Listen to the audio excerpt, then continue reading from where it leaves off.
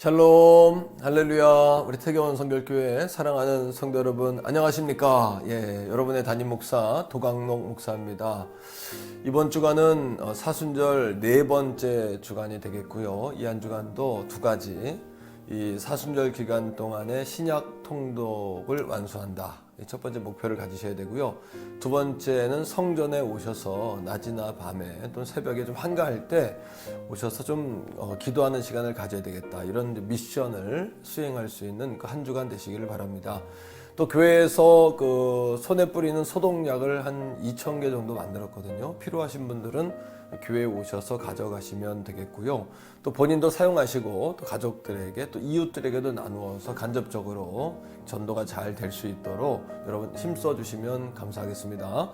또 매주 주일마다 떡하는 거 아시죠? 이번 주에는 백설기에 그 콩하고 또 호박도 이렇게 썰어 넣어서 아주 이제 별미의 떡을 함께 먹었는데, 우리 성도님들 빨리 오셔서 함께 그런 식탁의 교제도, 아름다운 교제와 또 간증을 나누는 그런 시간들도 가지시면 좋겠습니다. 한 가지 더요. 이번 주부터는 그 셀 모임이나 개인적으로 하시는 것도 좋고요. 또는 수요 예배, 금요 기도회, 또는 주일 예배하는 모습을 사진으로 찍으셔가지고 우리 담당 교육자들에게 카톡으로 사진을 보내주시면 선물도 드리겠고, 또 예배 시간에 그런 사진들을 모아서 성도님들께 소개하는 그런 시간도 가지려고 합니다. 자, 오늘 네 번째 셀 모임인데요. 셀 모임 순서지 가지고 계신 분들은 꺼내시고요. 아마 교회 요즘 못 나오시는 분들은 주보가 그리우실 텐데, 자, 이것이 이제 이번 주 주보입니다. 다음 주부터는 조금 주보가 사진이 바뀌어서 나갈 텐데요. 자, 주보 그리우신 분들을 위해서 주보를 준비했습니다. 자, 우리 성경 찬송 다 준비되셨습니까? 전부 준비하시고요.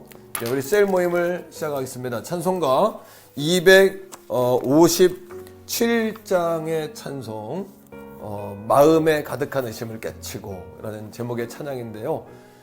이 시간 우리 같이 힘차게 부르면서 오늘의 셀 모임 시작하겠습니다.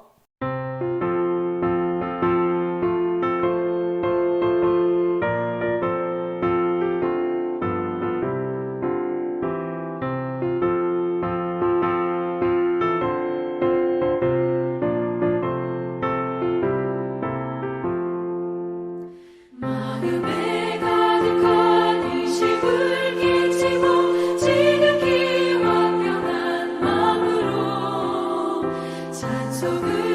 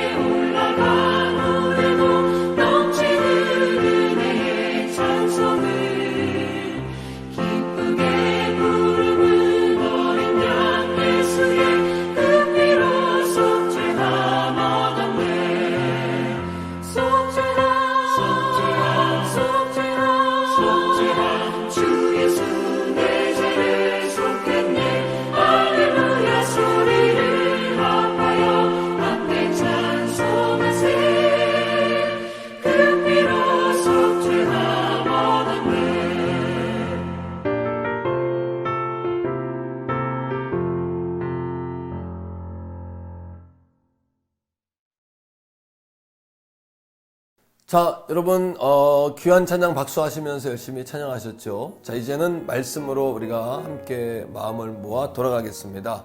오늘 함께 읽을 말씀은 갈라디아서 3장 7절부터 9절까지의 말씀인데요. 제가 대표해서 읽겠고 앞에 자막으로 나갈 때 함께 보시면서 따라하시면 좋겠습니다. 자, 7절부터 읽습니다. 그런즉 믿음으로 말미암은 자들은 아브라함의 자손인 줄 알지어다. 또 하나님이 이방을 믿음으로 말미암아 의로 정하실 것을 성경이 미리 알고 먼저 아브라함에게 복음을 전하되 모든 이방인이 너로 말미암아 복을 받으리라 하였느니라. 그러므로 믿음으로 말미암은 자는 믿음이 있는 아브라함과 함께 복을 받느니라. 아멘. 오늘 귀한 말씀을 중심으로 해서 우리 한번 따라합니다. 아브라함과 함께 복을 받느니라. 한 번 더 할까요? 아브라함과 함께 복을 받느니라. 아멘입니다. 자, 기도하고 말씀 시작하겠습니다. 사랑의 아버지 하나님 감사합니다. 어려움 중에도 또 이렇게 가정에서 셀 모임으로 예배를 드립니다. 이 영상을 보고 함께 예배하는 그 자리에 성령님 찾아가 주시고 말씀이 잘 이해가 되어지고 자신들의 영혼을 잘 관리할 수 있는 또 기름지게 하고 복되게 할 수 있는 시간 되게 하여 주옵소서. 예수님 이름으로 간절히 축복하오며 기도합니다. 아멘. 자, 이어서 오늘의 말씀을 시작하려고 합니다. 우리 지난주에 갈라디아서 2장 20절의 말씀을 통해서 내가 그리스도와 함께 십자가에 못 박히는 거다. 또 하나는 그리스도와 함께 사는 것이다. 라는 말씀을 나눴어요. 자, 우리가 그리스도와 함께 십자가에 못 박히면 세 가지의 상황이 죽습니다. 첫째는 우리의 죄가 죽고요. 두 번째는 율법이 죽습니다. 세 번째는 나의 옛사람, 자아가 죽는 거죠. 자, 두 번째입니다. 내가 그리스도와 함께 살면 어떻게 되냐? 그리스도와 함께 살면 첫째는 정죄함이 없습니다. 그리고 두 번째는 정죄함이 없을 뿐만 아니라 내가 생명의 법을 따라 살게 됩니다. 이 생명의 법은 은혜의 법이라고 말하기도 하고요. 하나님과 내가 부모와 자녀가 되어지는 복이다. 이렇게 이야기할 수도 있겠죠. 자, 세 번째입니다. 세 번째는 성령의 법을 따라 삽니다. 이거는 성령이 내 안에 오셔서 성령이 이끄시는 삶을 내가 살게 된다는 거예요. 자, 오늘 말씀으로 들어가면서 갈라디아서 3장 말씀을 보면 1절에 사도 바울은 갈라디아 교인들을 향해서 어리석도다 이렇게 말씀을 시작합니다. 이 말은 분간하지 못한다는 뜻도 되고요. 분별치 못한다라는 의미도 있고요. 또 사람들에게 잘 미혹된다, 속는다, 잊어먹는다 이런 의미를 가지고 있단 말이죠. 자, 1절 말씀을 같이 한번 읽겠습니다. 어리석도다 갈라디아 사람들아, 예수 그리스도께서 십자가에 못 박힌 것이 너희 눈앞에 밝히 보이거늘 누가 너희를 꾀더냐. 바로 유대의 거짓 교사들이 갈라디아 교인들을 꼬이지 않았습니까? 어떻게 유혹을 했죠? 율법으로, 믿음이 아닌 율법으로 구원받는다. 그러니까 할례와 율법을 행해야 한다라고 갈라디아 교인들에게 전했단 말이죠. 근데 그들이 그 말을 듣고 넘어간 거예요. 그러니까 사도 바울이 뭐라고 이야기하냐 하면 십자가가 너희 눈앞에 밝히 보이거늘 누가 너희를 깨더냐 이렇게 이야기하는 겁니다. 왜 그럴까요? 바울이 은혜의 복음을 전했을 때 갈라디아 교인들은 십자가의 사실을 믿게 됐잖아요. 근데 그들이 그 신앙을 버리게 됐다는 겁니다. 자, 여러분들에게 묻습니다. 질문이에요. 여러분 성령을 믿음으로 받습니까? 아니면 율법의 행위로 받습니까? 한번 여러분 대답해 보세요. 자, 2절 말씀에 바울이 갈라디아 교인들에게 이렇게 이야기합니다. 내가 너희에게 다만 이것을 알려 하노니 너희가 성령을 받은 것이 율법의 행위로냐 혹은 듣고 믿음으로냐. 자, 바울은 갈라디아 교인들의 어떤 경험에 호소하고 있는 겁니다. 체험에 호소하고 있는 거거든요. 이론보다 더 강력한 것은 체험 아니겠습니까? 그러니까 우리가 성령을 경험한 것은 행위 때문이 아니라 하나님의 말씀을 믿었기 때문이잖아요. 자, 사도행전 1장 4절에 이런 말씀이 나옵니다. 너희가 예루살렘을 떠나지 말고 내가 너희에게 전한 바대로 아버지께서 주시는 것을 기다려라 라고 이야기합니다. 바로 이 약속의 말씀을 믿고 120명의 성도들이 마가의 다락방에 모여서 기도하며 기다렸던 거 아닙니까? 그때 사도행전 2장의 말씀처럼 오순절 마가 다락방에 성령이 임하는 역사가 일어났잖아요. 자, 그럼에도 불구하고 유대인들은 계속해서 그들에게 이야기합니다. 성령, 구원, 행함이다, 행함. 너희가 뭔가를 행해야만 구원을 받는다라고 이야기를 했던 거죠. 자, 여러분, 오늘 5절은 바울이 이렇게 이야기하고 있습니다. 너희에게 성령을 주시고 너희 가운데서 능력을 행하시는 이의 일이 율법의 행위에서냐 혹은 듣고 믿음에서냐. 이 말은 그들에게 다시 재차 질문하는 거예요. 여러분, 로마서 8장 5절부터 8절까지의 말씀에 보면 이런 말씀이 나옵니다. 육신을 따르는 자는 육신의 일을 생각하고 영을 따르는 자는 영의 일을 생각한다. 바꿔 이야기합니다. 율법을 따르는 자는 육신의 일을 생각하는 자입니다. 아직도 우리의 구원이 나에게 있다. 내가 뭔가 좀 보태야 된다라고 생각하는 사람은 하나님이 허락하신 그 복음에서 자꾸 빗나가게 된다는 거죠. 하나님의 마음과 하나가 될 수 없다는 이야기입니다. 이것은 바로 바울의 경험적인 논증이에요. 자, 두 번째, 바울이 구약 성경을 예로 들면서 유대인들이 율법과 할례를 받아야 된다라는 것에 관해 근거로 삼는 아브라함에 관해서 바울이 이야기합니다. 6절인데요. 자, 다 같이 보겠습니다. 아브라함이 하나님을 믿음에 이렇게 이야기합니다. 그러니까 아브라함이 의롭게 된 것은 행위나 율법, 할례가 아니라 하나님을 믿었기 때문이라는 거죠. 자, 계속해서요. 그것을 그에게 의로 정하셨다 함과 같다. 그러니까 아브라함이 믿을 때에 의로워졌습니다. 의로워졌다는 건 구원받았다는 거거든요. 무죄가 됐다는 이야기고 하나님과 통하게 되었다는 거예요. 그런데 우리가 의로워지는 방법은 한 가지밖에 없습니다. 오직 의인은 믿음으로 말미암아 살리라 하신 말씀처럼 이겁니다. 우리가 하나님의 은혜를 믿을 때에 우리에겐 의가 없지만 하나님이 인풋하신다는 거예요. 집어넣어 주시는 거예요. 우리의 계좌, 어카운트, 우리의 계좌가 비었을 때 누군가 돈을 집어넣어줘서 우리에게 여러분 혜택을 주는 것처럼 의도 마찬가지입니다. 의롭다고 칭해 주신 거고요. 우리에게 의를 집어넣어 주신 겁니다. 자, 물어봅니다. 그렇다면 할례가 먼저입니까? 믿음이 먼저입니까? 유대인들이 말하는 할례가 먼저일까요? 성경이 말하는 믿음이 먼저일까요? 자, 창세기 15장의 말씀으로 가면 정확하게 구분이 되는데요. 창세기 15장 5절입니다. 5절 말씀. 5절 말씀은 어떤 배경을 가지고 있냐 하면 아브라함이 자식이 없는 거예요. 그때 하나님께서 70대 중반쯤 된 아브라함을 찾아오십니다. 그리고 하나님 뭐라고 그러시냐면 창세기 15장 5절에 이렇게 이야기합니다. 그를 이끌고 밖으로 나가 이르시되 하늘을 우러러 무뼈를 셀 수 있나 보라. 너에게 자손이 이와 같으리라.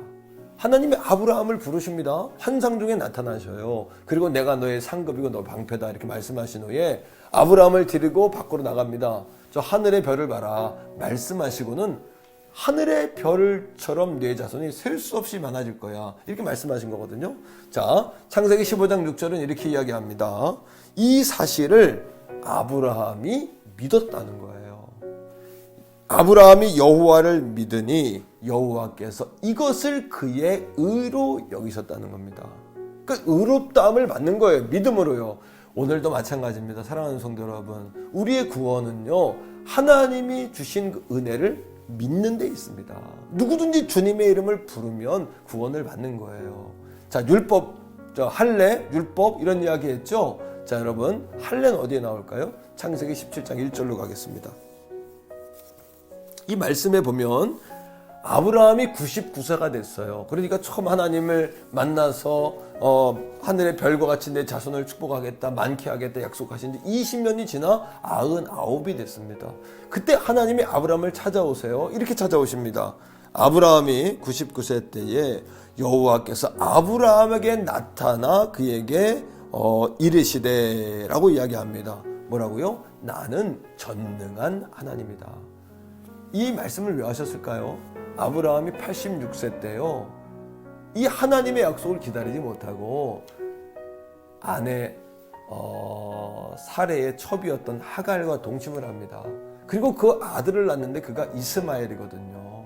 그러니까 하나님께서 아브라함을 향해 마음이 아프셨던 거예요. 마음이 상하셨던 겁니다. 그리고 13년 동안 아브라함을 돌아보지 않으세요. 그리고 99세가 되었을 때 아브라함을 찾아와서 뭐라고 말씀하시냐면 나는 전능한 하나님이야. 아브라함아 네가 그걸 믿느냐라고 말씀하시는 겁니다. 그때 아브라함이 깨닫고 하나님께 용서를 구한 후에 하나님 내가 다시 믿습니다 라고 이야기하죠. 그때 하나님이 조건으로 거는 게 있습니다. 그것이 뭐냐 하면 창세기 17장 10절과 11절에 나오는 말씀인데요. 자, 들어보십시오. 너희 중 남자는 다 할례를 받으라. 여기에서 할례가 나옵니다. 예, 그 다음이요. 자, 이것이 나와 너희 후손 사이에 지킬 내 언약이니라 라고 말씀하세요. 자, 그러니까 믿음이 먼저입니까? 할례가 먼저입니까? 믿음으로 의롭다함 받은 것은 70세 중반 후반 때고요. 할례를 하라고 말씀하신 것은 99세입니다. 20년 뒤에 할례를 말씀하고 계신단 말이죠. 여러분, 그럼 할례는 뭘까요? 믿음은 구원받는 의로워지는 비결이라면 할례는 내가 예수를 믿는 표식으로 내가 하나님 안에 살아가는 삶의 방식을 이야기하는 겁니다. 자, 뿐만 아니라 율법 이야기도 하죠. 자, 율법 갈라디아 3장 17절에 이렇게 이야기해요. 자, 제가 읽어보겠습니다. 내가 이것을 말하노니 하나님께서 미리 정하신 언약. 이 언약은 뭐냐 하면 믿음의 언약. 믿으면 의롭게 되는 언약이죠. 자, 그 다음에 미리 정하신 언약을 430년 후에 생긴 율법. 율법은 언제 생겼어요? 430년 후에 생겼어요. 할례는요, 믿음으로 의롭다 받은 지 20년 후고 율법은 430년 후입니다. 자, 계속해서 성경은 이렇게 이야기합니다. 자, 그 율법이 폐기하지 못하고 그 약속을 헛되이 하지 못하게 한다는 거예요. 할렐루야. 오늘도 사랑하는 성도 여러분, 우리의 구원은 할례나 율법처럼 뭔가를 더해야 되는 것이 아니고요, 오직 하나님의 은혜에 대한 믿음으로 구원함을 얻는 줄로 믿습니다. 이것이 하나님의 은혜라는 거예요. 뿐만 아닙니다. 7절은 이렇게 이야기해요. 3장 7절인데 그런즉 믿음으로 말미암는 자들은 아브라함의 자손인 줄을 알지어다 라고 이야기했습니다. 유대인들은 자기들이 아브라함의 자손이라 그랬잖아요. 근데 성경은요, 믿음으로 말미암는 자만이 아브라함의 자손이라는 겁니다. 이게 왜 중요할까요? 아브라함의 자손이 되었다는 것은 아브라함이 받은 복도 내가 받게 되었다는 거예요. 성경 속에서 한번 찾아볼까요? 자, 8절입니다, 여러분. 갈라디아 3장 8절입니다.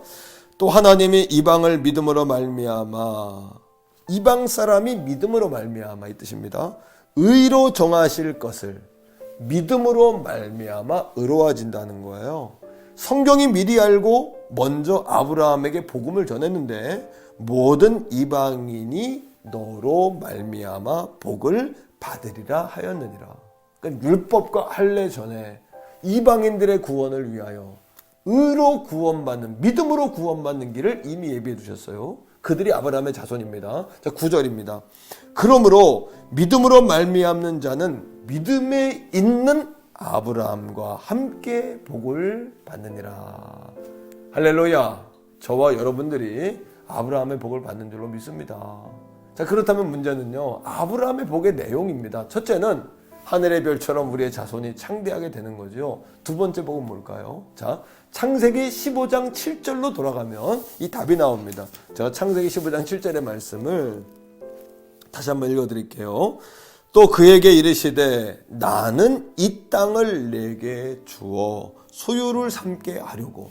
이 땅을 주신다는 거예요. 그 땅이 어딜까요? 당시에 아브라함이 살고 있었던 헤브론 땅 가나안을 의미하는 겁니다. 가나안 땅. 자, 그러면 가나안 땅이 의미하는 게 뭘까요? 두 가지인데요. 첫째는 나 가나안 복지 귀한 성에 들어가려고, 이렇게 찬송하는 것처럼 가나안은 천국을 이야기하는 거죠. 내가 죽어서 갈 천국, 살아서도 주님과 함께 살며 경험할 그 천국을 이야기하는 거예요.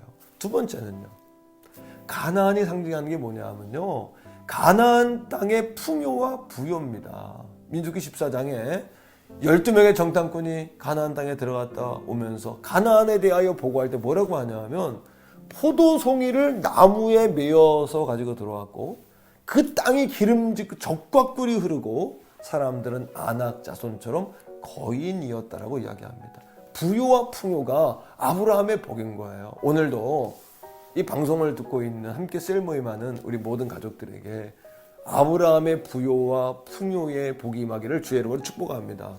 자, 그런데 더 중요한 게 있습니다. 그건 뭐냐 하면 부요와 풍요에 대한 해석이에요. 여러분 기억하십시오. 우리는 단지 눈에 보이는 것, 또 경제적인 부요, 사회적 성공, 이것을 복이라고 생각하죠. 그래서 오늘도 우리 그리스도인들도 똑같이 이렇게 기도합니다. 좋은 대학 보내주세요. 좋은 직장 가게 해주세요. 좋은 신랑감 신부 만나게 해주세요. 이런 마음을 가지고 살지 않습니까? 자, 더 높이, 더 많이, 더 크게, 더 유명해지는 것, 더 많은 업적을 쌓는 것, 이걸 성공이라고 생각하죠. 그래서 우리는 그렇게 기도하지 않습니까? 그러나 그리스도인들에게 복음이란 우리를 구원하는 방식일 뿐만 아니라 삶의 양식이에요. 라이프 스타일. 복음으로 살아야 됩니다. 복음의 능력이 뭡니까? 나는 죽고 예수로 사는 거예요. 나는 죽고 예수로 사는 겁니다. 그러하기에 주님이 주시는 풍요와 부요는요, 죽었지만 사는 겁니다. 가난과 여러분 고난과 우리의 질병을 뛰어넘는 복입니다. 다시 말하면 고난 중에도 우리는 예배합니다. 이게 복입니다. 환난이 와도 우리는 하나님 앞에 더 나아갑니다. 이게 복입니다. 그리고 배고프고 건강에 문제가 생겨도 낙심하지 않고 하나님 아버지를 더 찾습니다. 이것이 놀라운 축복이라는 거예요. 하나님은 아버지고 우린 자녀니까요. 하나님은 목자시고 나는 양이니까요. 이 관계에 눈이 열리지 않으면 늘 불행합니다. 왜? 더 없어서 불행하고 더 갖지 못해서 불행하고 내 마음 뜻대로 되지 않는 것 때문에 우리는 불행함을 느끼고 살 수밖에 없다는 거죠. 여러분 이런 겁니다. 우린 그리스도인들이 정치인들이 선거에 나오거나 높은 자리에 올라가면 우린 기대감을 가져요. 잘하기를 기대감을 갖습니다. 그 이유가 뭐죠? 예수 믿는 사람이니까 뭔가 좀 다를 거다 이런 마음을 갖는 거 아니겠어요? 그러나 우리에게 그들이 만족만 줍니까? 실망은 더 많이 줍니다. 오히려 사회에서는요, 교회와 예수 믿는 사람들 별로 기대하지 않는 풍토입니다. 그 이유가 뭘까요?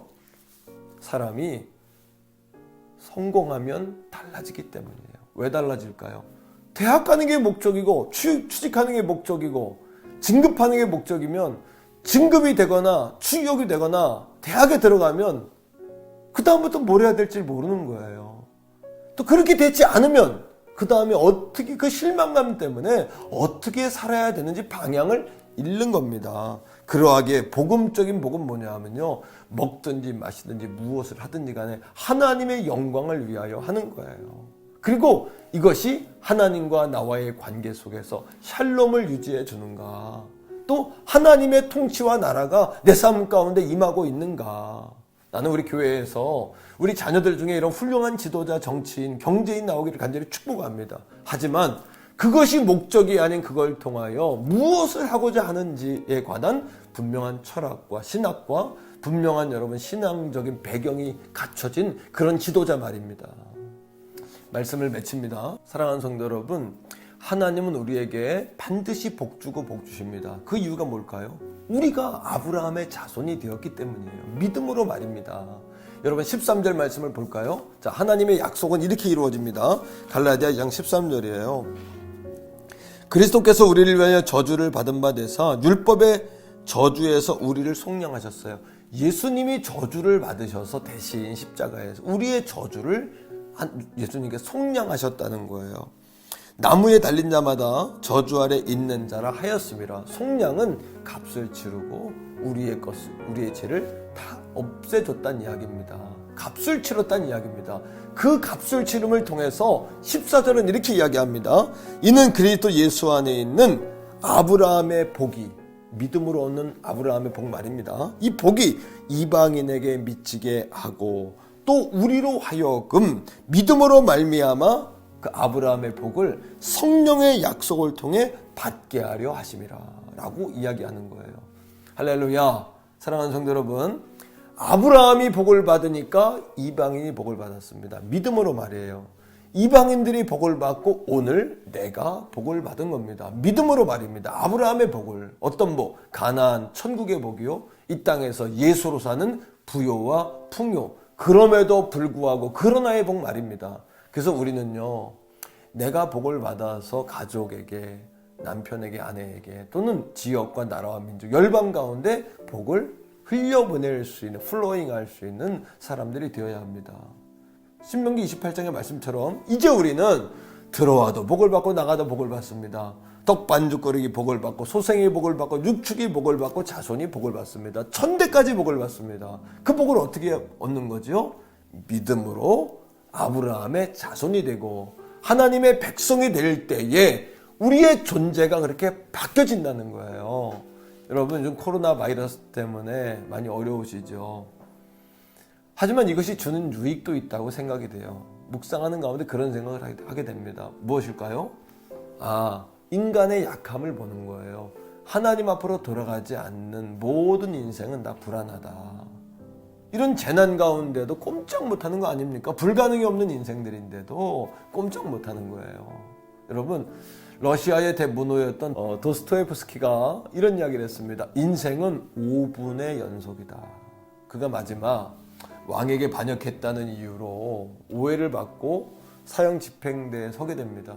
간수가 집행관이 5분의 시간을 주는 거예요. 5분 동안 하나님 앞에 묵상을 하면서 자기가 지금까지 자신의 인생이 선물이었고 기회였고 은혜였다는 사실을 그제서야 깨닫습니다. 총을 겨누러서 이 도스토옙스키에게 사형을 시키려고 하는 순간에 황제의 병사가 달려와서 깃발을 흔들며 여러분 속보를 전하는 거예요. 사형을 멈추고 도스토옙스키를 시베리아로 귀향을 보내라 라는 그런 칙령을 가지고 옵니다. 그때 이 도스토옙스키가 사는 거죠. 그리고 시베리아에서 4년 동안 감옥살이를 하면서 머릿속으로 소설을 쓴 겁니다. 5분의 연속이다. 인생은 5분 단위로 끊어 사는 거예요. 최선을 다해서 말입니다. 지금까지 마음껏 예배하며 살았던 거 선물이었어요. 우리에게 주시는 따뜻한 일상 다 선물이었고요. 우리가 마음껏 사랑하는 사람들을 만나고 누리고 함께 기뻐하고 웃었던 모든 것들이 하나님이 주신 선물이요 기회요 은혜였다라는 사실을 다시 한번 깨닫습니다. 이제부터 우린 이렇게 고백하며 사시기를 바라요. 어떻게 해요? 따라합니다. 내가 아브라함이 되겠습니다. 예, 따라하셨죠? 내가 아브라함이 되겠습니다. 내가 아브라함입니다. 라는 마음을 가지고 많은 사람들에게 주님의 사랑을 나누고 전하는 우리 모든 가족들 다 되기를 주의 이름으로 축복합니다. 예, 지금 이 시간에는 우리 함께 기도하면서 셀 모임을 마무리하려고 합니다.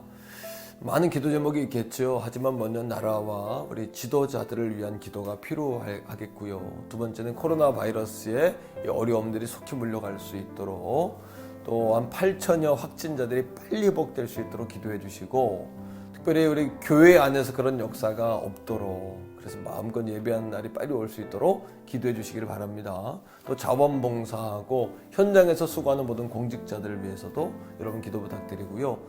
우리 자녀들의 계약이 자꾸 늦어지고 있는데 우리 자녀들이 방황하지 않고 마음을 잘 잡고 집중할 수 있도록 여러분 그 기도도 해야 되겠죠.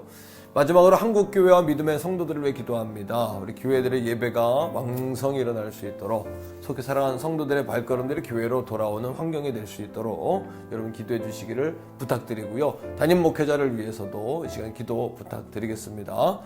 자, 그리고 마지막 한 가지요. 무엇보다도 여러분 일상 가운데 하나님을 늘 경험하고 예배하는 그러한 삶 속에서 아브라함으로 살게 해달라고 여러분 그렇게 기도하기 원합니다. 자, 우리 준비되셨죠? 자, 무릎을 꿇던지 의자에 앉으시던지요. 자, 마음을 모아서 주여 한번 부르고 간절히 부르짖어 기도하겠습니다. 주여! 아버지 하나님 감사합니다. 아브라함과 함께 복을 받게 하시는 주여, 내가 십자가의 그리스도와 함께 죽음을 통하여 내가 복을 받았고 내가 예수와 함께 삶으로 내가 새 생명을 얻은 줄로 고백합니다. 특별히 더불어 아브라함의 복을 내가 받게 되었습니다. 이것이 구원의 기쁨이요 복음의 은총인 줄로 믿습니다. 이 아버지야, 누구든지 주의 이름을 부르는 자마다 구원해 주시겠다 약속하셨는데 믿지 않는 자들에게 내가 주의 복음을 증거하게 하시고 믿는 자로서 고난의 때에 정말 믿는 모습을 보여줄 수 있도록 성령이여 도와주시옵소서. 주셔서 이 나라 민족의 고난과 고통에 속해 물러가기 원합니다. 경제가 회복되기를 원합니다. 가정마다 예배가 소홀히 되지 않냐고 예배가 강력하게 임하기 원합니다. 집에서 예배하는 성도들에게도 영적으로 능력을 도하여 주셔서 있는 곳에서 성령을 체험하게 하시고 지금 사랑하는 성도들의 삶 가운데 성령 하나님 도우시고 인도하여 주시옵소서.